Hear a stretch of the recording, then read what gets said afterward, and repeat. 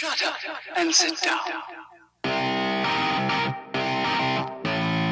Hey friends, welcome back. I'm Simon. I'm Ellie. And if you enjoy our videos, please remember to like, comment, subscribe, and hit the bell thing. That would be very kind of you indeed.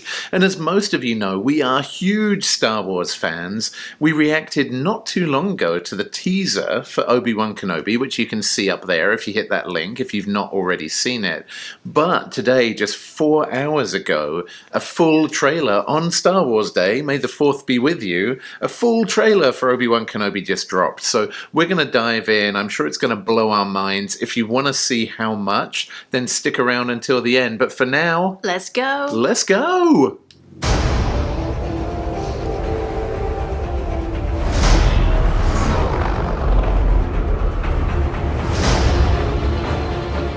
They're coming. Oh my goodness. Is that the Inquisitors? Yeah. Or we will not survive. Oh. Leave us alone. When the time comes, he must be trained. Oh, Uncle Owen. Like you trained his father. You still want Kenobi. He's gone. Maybe you've been looking in the wrong places. I want every lowlife and bounty hunter to squeeze him.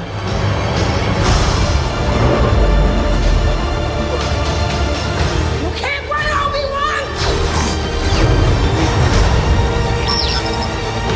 You can't escape him! Oh my goodness. Oh.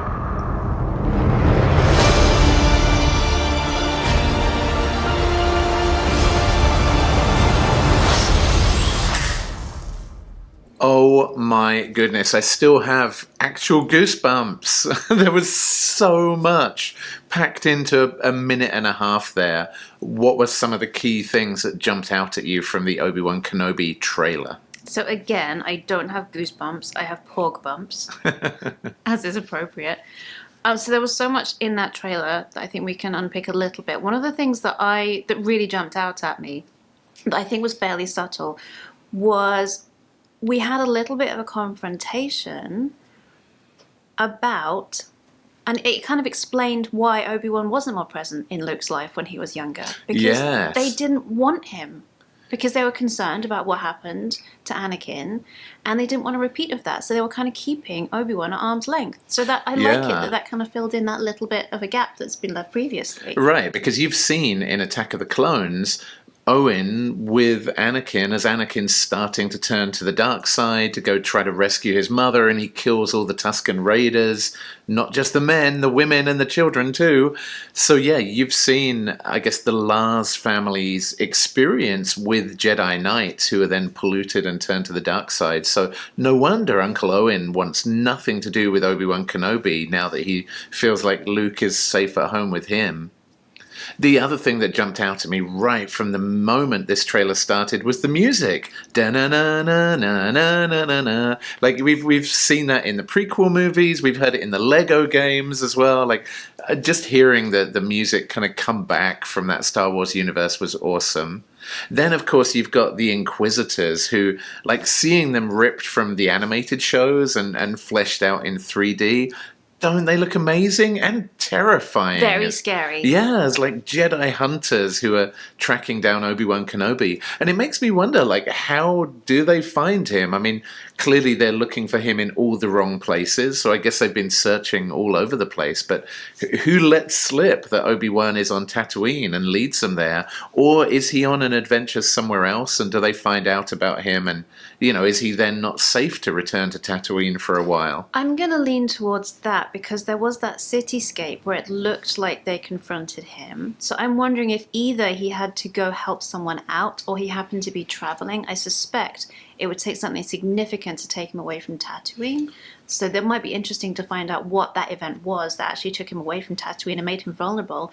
And maybe it was when he left Tatooine that he got on their radar. Yeah, and in the non-canon Legends universe, there are lots of stories about Obi-Wan while Luke is still a baby and growing up. Obi-Wan goes on countless adventures and actually gets married in the non-canon storylines. The other thing that struck me as well is I was reading the other day that there is a canon comic book that tells the story of Darth Sidious's mentor, and there's a mask that they find from an ancient Sith Lord, and when Darth Sidious puts on this mask, and later Darth Vader, the previous owner of the mask was a Sith architect, and Darth Vader, from this ancient Sith mask through which he communes with this long-dead architect, Darth Vader then gets the plans for the Mustafar castle. And there was a very similar looking castle in this series that kind of opened up. Not sure where that was, but it looked very similar to Darth Vader's fortress on Mustafar that we saw, I guess, in Rogue One primarily, where Krennic goes back there and gets burned by some Darth humor. But that fascinates me as well. Like, are they going to put in Easter eggs for people that have been reading the Star Wars comics religiously? So you've got young Luke Skywalker looking so much like Anakin, preparing for a pod race, sat on the top of the home in Tatooine. You've got Uncle Owen, who's just not a fan of Obi-Wan at all. Obi-Wan Kenobi looking anguished. It makes me think, like, what kind of a journey are we going to see him go on? Because he's not been through some good times. Are we going to see him communing with Qui-Gon Jinn through the Force, through a Force ghost, as it was kind of hinted at the end of Episode 3? And then, of course, you've got Hayden Christensen coming back as Darth Vader, and just seeing them putting on, like, his robotic arm and screwing in that chest plate where the lights come on, and then the sinister breathing. Oh my goodness. And I suspect we're not necessarily going to see a showdown between Obi-Wan Kenobi and Darth Vader, because, like, when they meet in A New Hope, there's a lot of talk about how they haven't seen each other for so long, and the last time Obi-Wan was the master and Darth Vader was the Padawan learner. I don't know. I don't know whether we're actually going to see a direct confrontation between the two of them, but just the knowledge that Darth Vader is hunting you across the universe, surely that's enough to make anybody afraid. I think it would make sense. That's going to be such an iconic confrontation. I think it would make sense to save that. I would love to see it if that was like the climax of this series, but if it was me and I really wanted to draw this out, not too much, but enough to kind of give weight to the build-up that we've had, I think it deserves a little bit more of a run-up. Yeah. Having said that, one of the things that I did read recently that made me feel really excited, or additionally excited about this series, is apparently Hayden Christensen, when he got this role, that was his prompt to watch for the first time the Clone Wars series. No way, he'd never seen it. Never seen them. And I really like it that his character was so it was dumped off a little bit. I think it was tainted by people's negative opinions of the prequel movies. And I really like the idea of him feeling like his character was maybe hard done by, that there was some potential and that he wasn't really sure necessarily what he was coming back to, that he had some idea of Darth Vader.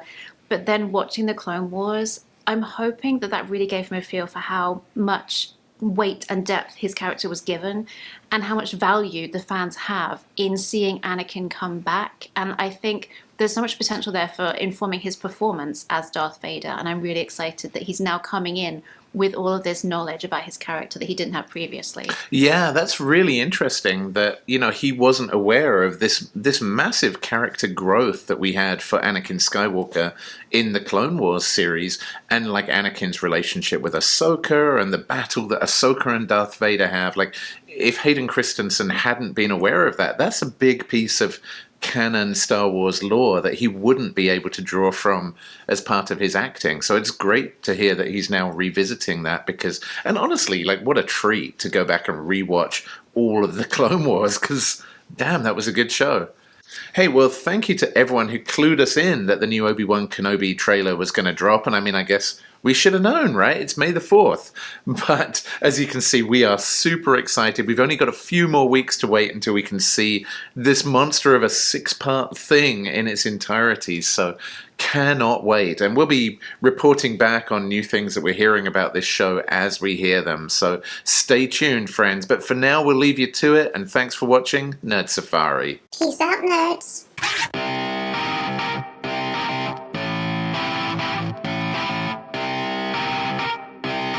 Shut up and sit down.